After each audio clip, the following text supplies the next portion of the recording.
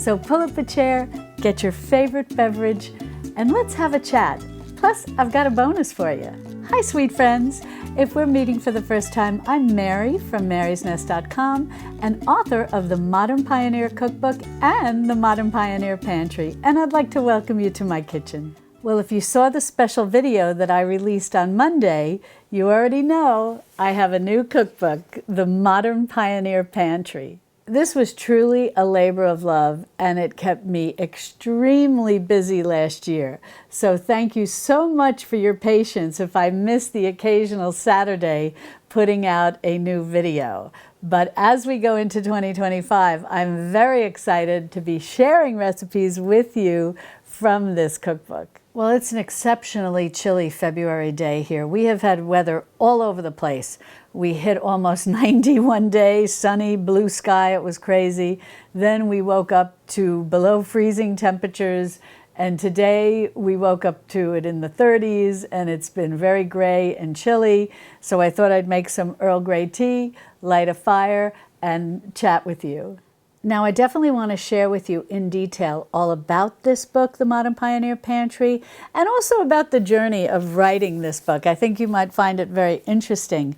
But before we do that, if you're new here and my cookbooks are new to you, I just want to mention about the Modern Pioneer Cookbook. This was my first cookbook in the Modern Pioneer series. Yes, series. And this is truly a manual for how to create a traditional foods kitchen. It really goes above and beyond just being a cookbook. It teaches you all of the basics of how to get started creating a traditional foods kitchen, creating nourishing meals to feed your family, meals that are friendly and familiar, that your family and friends will enjoy, but that also are wholesome and made with real ingredients, homemade ingredients. And I also stress the importance of always eating nose to tail, not wasting, cooking with scraps, keeping your scrap bag, all of the skills that go into creating your traditional foods kitchen. And what's nice about this book, when you have this on your kitchen bookshelf, you're really part of our traditional foods community, our modern pioneer community. And I just love the fact that we're all on this journey together. I've been cooking like this for a long time, but I literally learn something new almost every day. And I love sharing it with you through this YouTube channel, through my website, marysnest.com. And it's just been such a joy getting to know you and talking about traditional foods, answering your questions about traditional foods, learning from you about traditional foods. It's a joy that we're keeping the traditional foods movement, and it is a movement. We're keeping the traditional foods movement alive. And we're not only teaching ourselves and our family and our friends, and hopefully other people as well. And when I say other people, what I mean by that is if you are familiar with the Modern Pioneer Cookbook, and even if you're not, if you're still thinking about adding this to your kitchen library, I also have a curriculum that's completely free. It's available over on my website, and it corresponds with my cookbook. It's the Modern Pioneer Cookbook curriculum. Now, the curriculum is specifically geared to teaching children in grades K through 12. But I have heard from many of you that it has been a wonderful curriculum for often teaching yourself, and also when you bring others into your kitchen, teaching them. And I love that idea. I love that adults, along often with children, are learning how to make these traditional foods. And this is just not any type of curriculum. This is over 250 pages, and it's beautiful for homeschoolers or parents who want to teach their children traditional foods cooking on the weekend, or maybe have like a little summer camp program. It's extremely versatile, and it's age appropriate because it's broken down into the early elementary grades, and then the middle school grades, and then the high school grades. So you have readings and activities that are appropriate to the particular grade level. Plus, this curriculum was written with me by a professional curriculum developer. I got the basic outline going of what direction I wanted this to go in and how I wanted this to be approached. And then I worked with a wonderful woman named Jamie O'Hara who helped me create something that's truly special because she is a curriculum developer. So you'll know that this curriculum is tried and true. This is a tested curriculum. And people often say to me, Mary, why is it free? The reason it's free is because this is very important to me that we preserve these traditional food skills by teaching others, whether it's our friends, our family, and specifically our children or other children in the community, our grandchildren, nieces and nephews. It's very important that we teach others how to make traditional foods. And the reason is we want to preserve these skills because these are nutrient-rich and nutrient-dense foods. These are the foods we need to eat to preserve our good health and the health of future generations. So if you've got the Modern Pioneer Cookbook, be sure to download that curriculum as well. Now, I won't take too much time to talk about this specific book, my first book, the Modern Pioneer Cookbook, but I will put links in the description below where I have a very detailed video where I walk you through this book chapter by chapter, telling you exactly what I'm teaching you and then how to use what I teach you to make meals. And I talk about bone broth and culturing dairy and ferments and a whole host of things, sourdough starter, sourdough bread, soaking in sprouting grain, how to make sprouted flour, how to make various homemade condiments. And it covers so much. And so I wanted to make a detailed video where I walk you through chapter by chapter, showing you all the things that you can learn how to make homemade that are not difficult to make, that rarely need special equipment, and then can be used to make wonderful meals to feed your family and friends.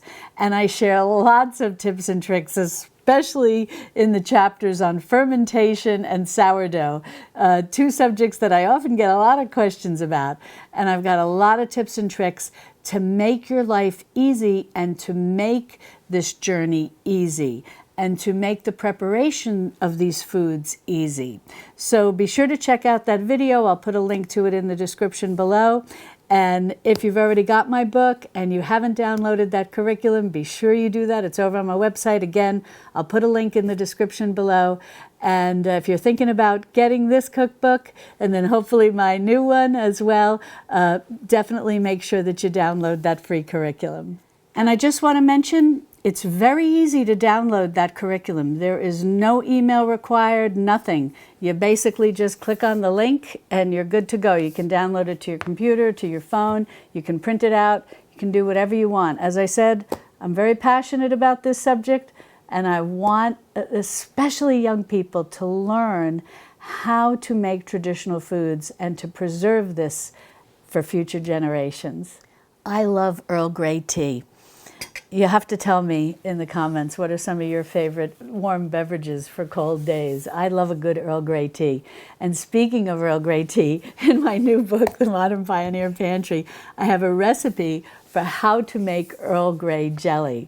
I don't know if you've ever heard of that or ever made jelly before, but in this book, I walk you through step by step and show you how easy it is to make jelly. And I want to really take some time to walk through the Modern Pioneer Pantry chapter by chapter so that you will know exactly what you're going to be reading in this book. Now, as of this past Monday, when I released that special video, that is when the Modern Pioneer Pantry became available for pre-sales. And I so appreciate if you are thinking about getting this book that you do pre-order it. And I've got a bonus to share with you in a minute. But what I want to say about it is that something that I've learned, being an author now, is that pre-sales are so important because they tell the retailers, wow, people are interested in this book. And there are people who have bought these other books about traditional foods, so I'm going to surface this book to them because it may be of interest to them. And that makes me so happy because we keep the traditional foods movement alive. We introduce more people to the traditional foods movement, to joining us on this traditional foods journey. People who may not be familiar with me or with my cookbooks may learn about me because of the pre-sales that were generated before the book was actually physically released. And so it was very exciting when I learned about that and how important it is. And I love it when I myself am shopping for traditional foods cookbooks, and I will pre-order a book that someone I know or just a subject matter that I'm interested in. And it'll be cute because on the bottom they'll say recommended for you, and sometimes it'll be my own book. And I find that very cute. And so that's why we talk about, you might hear it from other authors as well, why we talk about pre-sales, because when we're passionate about a subject and we want as many people as possible to know about it, that the more interest we can generate, the more these online retailers say, I'll surface this book to this person because this person liked this particular subject matter. So if you're interested in purchasing the Modern Pioneer Pantry, I hope you'll consider pre-ordering it. And the bonus is that for a limited time, if you pre-order my book, you'll also be able to request a signed book plate. And it's actually signed by me. I'm going to be very busy signing a lot of book plates. And I'll put information about that in the description below. There'll be a link. You do need a U.S. address, and it is only being offered for a limited time. So I hope you'll take advantage of that so that when you do get your copy of the Modern Pioneer Pantry, you'll be able to put your book plate into it. So let's talk a little bit about this book, The Modern Pioneer Pantry. When I started writing this book, I thought, what do we need in our traditional foods kitchen that goes beyond what we learned in the Modern Pioneer Cookbook, my first book? And I wanted to focus on my concept of the Four Corners Pantry. We've got our working pantry where we keep our non-perishable foods. We've got our refrigerator, our freezer, and then our extended pantry, or what we nickname the prepper pantry. And that's also where we store a lot of our backup non-perishable foods. And in doing that, I wanted to focus on what can we make and basically preserve that would fit in one of these four corners. The subtitle of the Modern Pioneer Pantry is A Complete Guide to Preserving Food, and there's over 115 recipes in here. But it really goes beyond just learning how to preserve food, because it's great to know how to preserve food, and I teach you how to water bath can, I teach you how to pressure can, I teach how to dry and dehydrate food, how to ferment food, and how to freeze food, and how to pickle food. But once you do all these things, then what's next? So I wanted to make sure that you had plenty of recipes for how to use what you made, what you preserved, to make appetizers, to make side dishes, main dishes, bread products, desserts, and more. So in addition to making all these things, you will have what you need to also make meals along with all the other things I mentioned. Meals, I think we always think of, okay, now I have all of this. How do I make dinner? And, but along with a whole host of other things as well, including some nice dinner rolls to serve alongside whatever meal that you're preparing from the foods you've preserved. or maybe some biscuits. I have a recipe for that. And a lot of the baked goods are in the freezer section.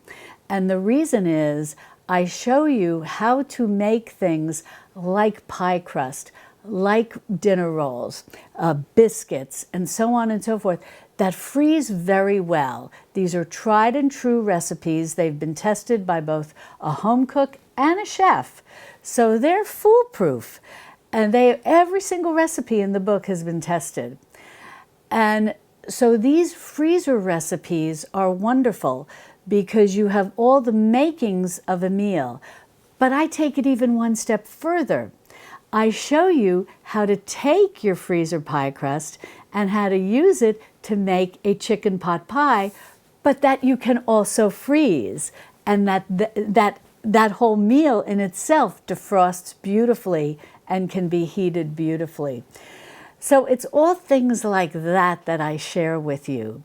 And the same with the other baked goods. I even have a dessert that's a wonderful apple tart. Oh, it's so scrumptious. I can't wait. I'm going to work with a lot of these recipes. I'm going to work with you making these recipes and here on my YouTube channel and showing you how to make them. But speaking of that, I have another special surprise for you about this Modern Pioneer Pantry book. Each chapter right at the very beginning has a QR code, and you'll be able to scan that QR code, and it's going to take you over to a dedicated page on my website. Each chapter will have its own dedicated page that's going to have more information for you about the subject matter, along with a variety of videos to help support you in your journey as you work your way through the chapter.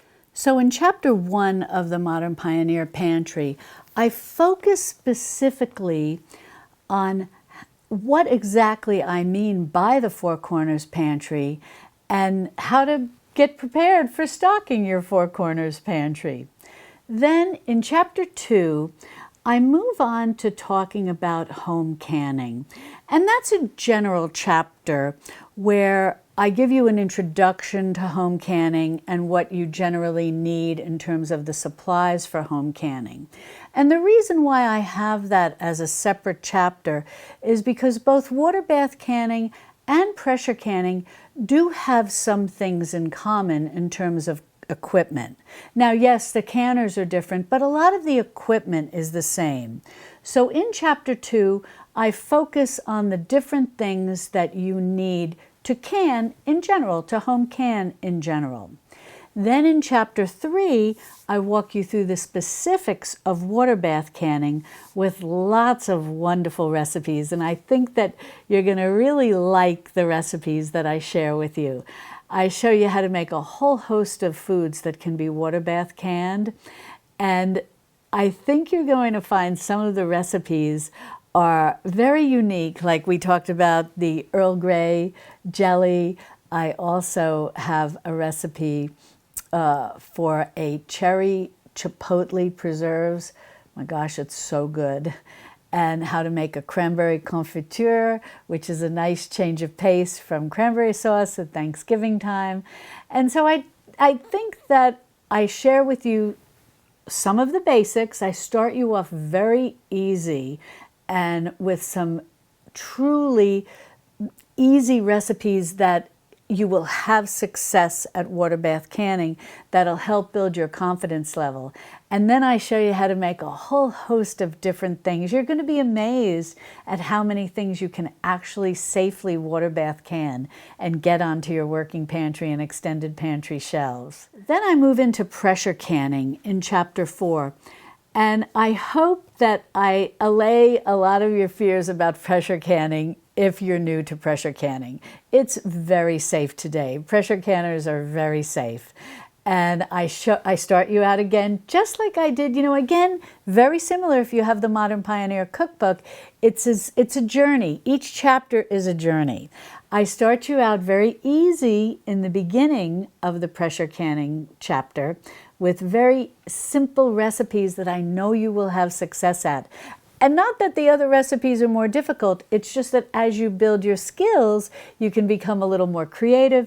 You can start making actual meals that go into your jars, like chili and stews. And those are wonderful because basically all you have to do is open the jar, warm it up, and dinner is ready. Then in chapter 5, I discuss drying and dehydrating food. And I have a whole host of recipes, and some I think you're going to find very unique. And the good news is many of these can be done in your oven. You do not always specifically need an electric dehydrator. So if you don't have one, many of these recipes will still be available to you to be able to make. And I also discuss how to dry food outside and even how to dry some foods on the vine. So if you have a kitchen garden, you're going to enjoy learning how to dry food on the vine and or outside. Then in chapter 6, I go over fermentation, how to be a successful fermenter. And I think that this chapter is going to give you so much peace of mind because I share a whole host of tips and tricks on how to be successful with fermenting different foods. And I have a lot of fun recipes, including one that even when the recipe recipe photographer was here at my house and the food stylist, they really loved this. They loved photographing it, and they also loved being taste testers. And that was a ferment I have that is pink cauliflower, and the pink is in quotes because, or I say it to you in quotes, because there's a way that we make it pink, and pearl onions. And it is such a lovely dish. It's a great side dish. It's wonderful for a charcuterie platter, what people commonly today I think call boards. And everybody's going to ask you, how did you ever make this pink cauliflower? Because you might see like yellow or purple at the grocery store, but you don't see pink cauliflower. And it's very tasty, and it's just a wonderful ferment. Then from chapter 6, we move into chapter 7, which is the freezer chapter. And I gave you a little preview of that earlier, where I show you how not only to freeze things that can be turned into complete meals, as well as complete meals that can be frozen, as well as desserts that can be frozen. I also go over all the basics of freezing, how to freeze fruit, how to freeze veggies, and so on and so forth. And so that's very helpful if you're new to freezing food. And I show you how to be successful at it. And every chapter walks you through a section where it's very easy to understand step by step how to do things correctly, how to, whether it's water bath can, pressure can, ferment, drying and dehydrating, or in this case, freezing, so that you're successful at doing this. And then chapter 8 is all about pickling. And I really like pickling because it's a great way to get your comfort level up to get ready to move to fermentation often. But pickling just is, I show you how to do regular pickles, I show you how to do quick pickles. And when I use the term pickle, we're pickling a whole host of things. I even share with you how to make a thyme and honey pickled cough syrup. That's absolutely delicious. And I'm going to tell you something very cute. When the recipe tester who was in charge of that, and it was a chef, it was very cute because when he was preparing it, he was like, oh, I don't know how this is going to taste. And then he made it and he tasted it, and it was cute because they give you a lot of feedback and notes. And he said, it was delicious, or something to that effect. He was surprised, and he said, this turned out really great. So there's a lot of fun things like that. And I also have in that chapter something that so many of you have asked me about, and that was how to naturally cure a beef brisket so that you could then turn it into corned beef on St. Patrick's Day, so that you didn't need to buy the corned beef at the grocery store, which uses what they call the pink salt. it's like a sodium nitrate or nitrites. I always get them a little mixed up. And that's what causes the pink color, and it's used in curing meats. But a lot of people prefer not to have that in their traditional foods kitchen. So I show you how to naturally cure a beef brisket and then turn it into a corned beef dinner. So I think you'll find that fun and interesting to try your hand at. So as I've shared in the past, writing the Modern Pioneer Pantry, just like writing the Modern Pioneer Cookbook, really was a labor of love. And it was such an interesting experience.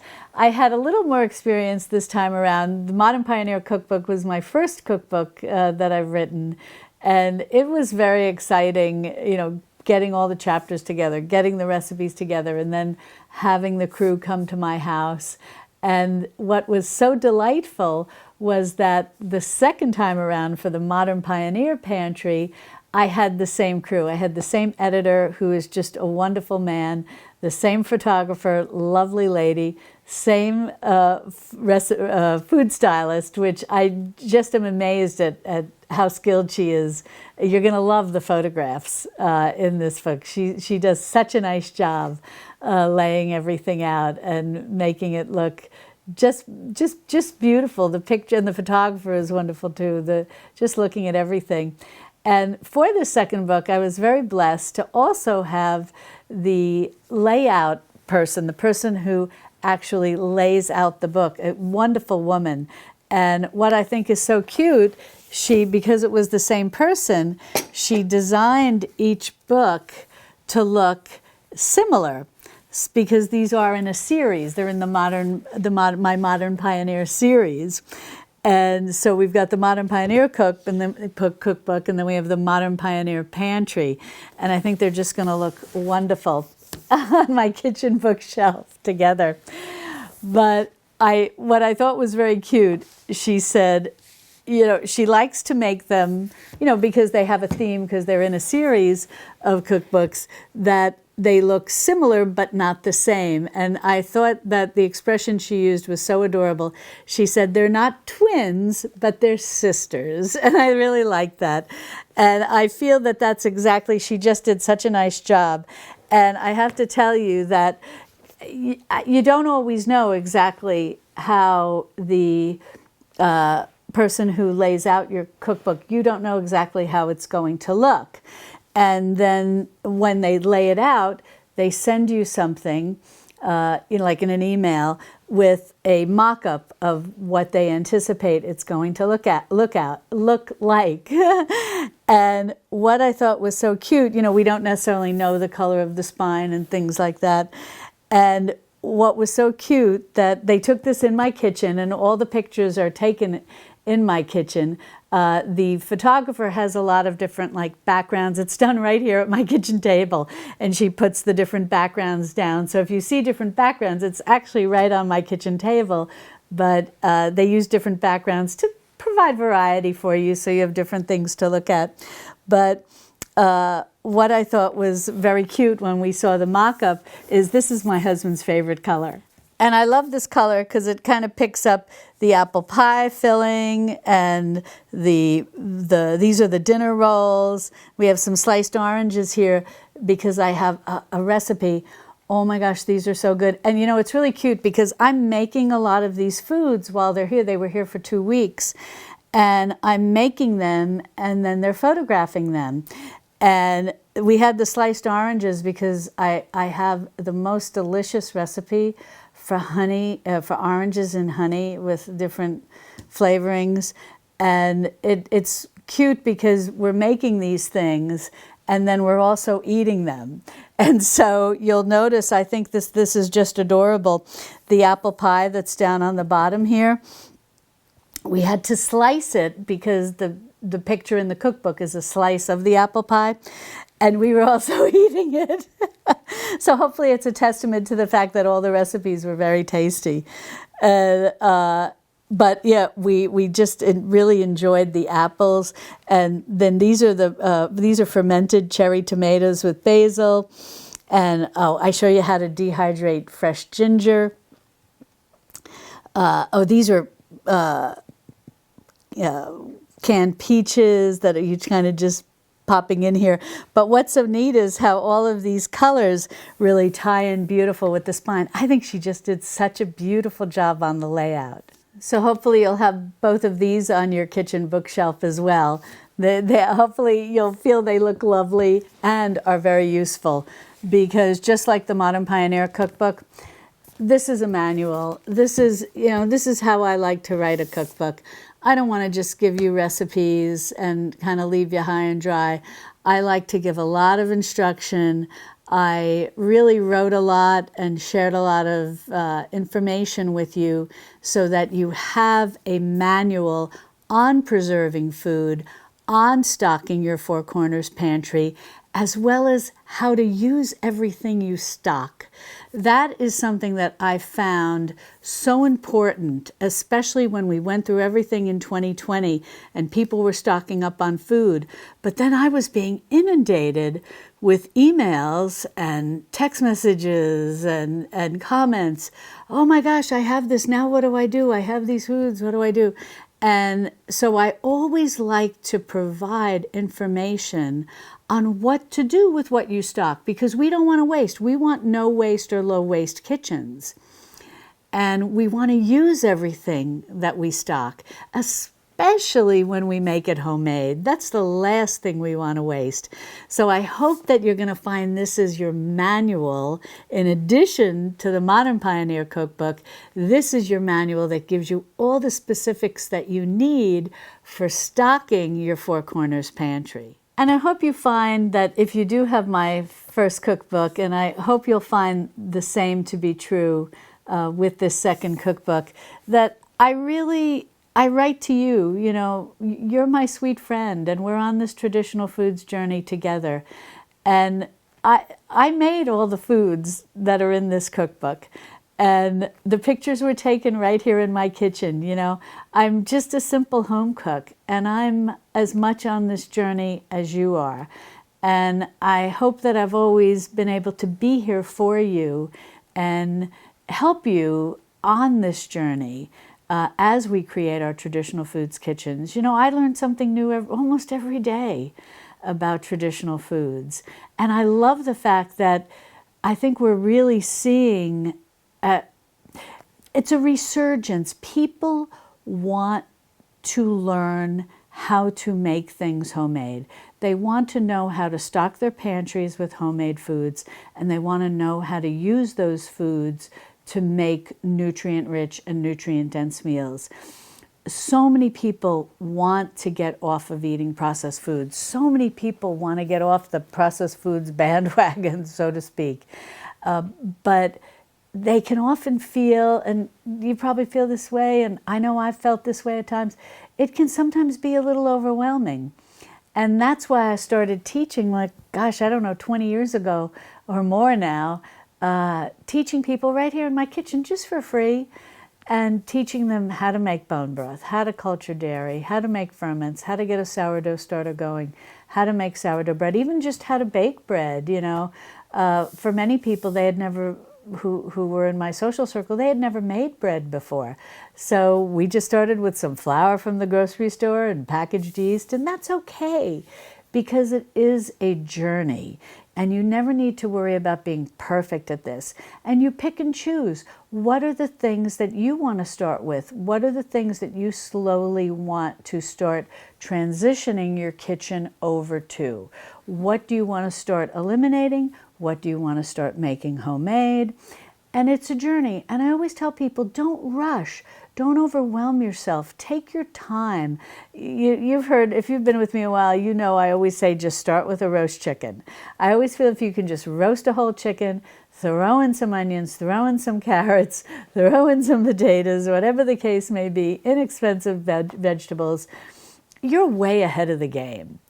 And then you just go from there. You save the carcass, you make some chicken bone broth, you use the bone broth to make a wonderful nutrient soup, a nutrient-rich, nutrient-dense soup, So, but little by little by little. A traditional foods journey can take a year, it can take 2 years, until you feel that you have your kitchen up and running to where you want it to be. And then you continue to learn. So be sure to consider pre-ordering your copy of the Modern Pioneer Pantry, and don't forget to put in your request for a signed bookplate. And I look forward to spending this year making lots of things with you from this book so that we can stock our pantries and create nutrient-rich and nutrient-dense meals. And I look forward to seeing you right here in my Texas Hill Country kitchen once again soon. Love and God bless.